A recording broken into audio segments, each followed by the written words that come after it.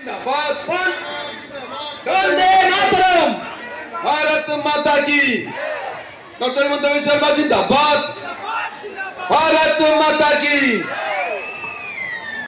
আৰু শেষৰ সভাখন কমলপুৰ সমষ্টিত কৰি আজি আমি প্ৰচাৰৰ সামৰণি মাৰিম। মই জানো যে আমাৰ বেজেৰাত প্ৰচাৰৰ প্ৰয়োজন নাই, ৰাইজে বিজেপিক ভোট দিবই, ৰাইজে আমাক সকলোকে আশীৰ্বাদ কৰিব। डॉक्टर हिमंत बिश्व शर्मा जिंदाबाद डॉक्टर हिमंत बिश्व शर्मा जिंदाबाद डॉक्टर हिमंत बिश्व शर्मा আহোঁতে সকলো জায়গাতে ৰাইজ থিয় হৈ আছে, আমাৰ অফিচ খুলিছে।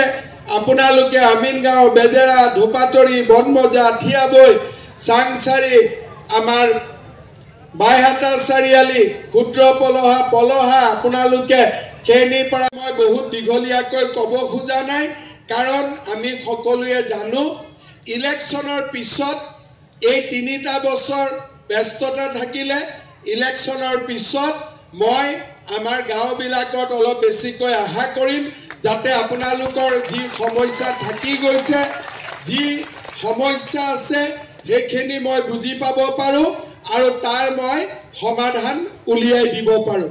বিশেষ মই নকওঁ, পুনৰ এবাৰ আপোনালোকক ধন্যবাদ দিছোঁ। এইকেইটা দিন আপোনালোকে ইলেকশ্যনৰ অফিচ খুলি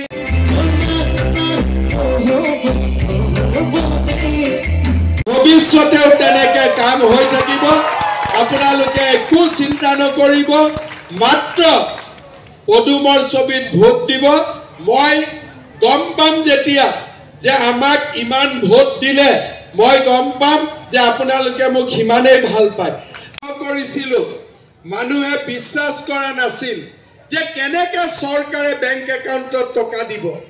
লাহে কৰি নিৰ্বাচনী প্ৰচাৰ চলাবলগীয়া হোৱা বাবে ৰাইজে দ্বিতীয় পৰ্যায় অহা ২৬ তাৰিখৰ ইলেকশ্যনত আমি ভোটদান কৰিব লাগিব। সভালৈ নিমন্ত্ৰণ জনাইছিলোঁ।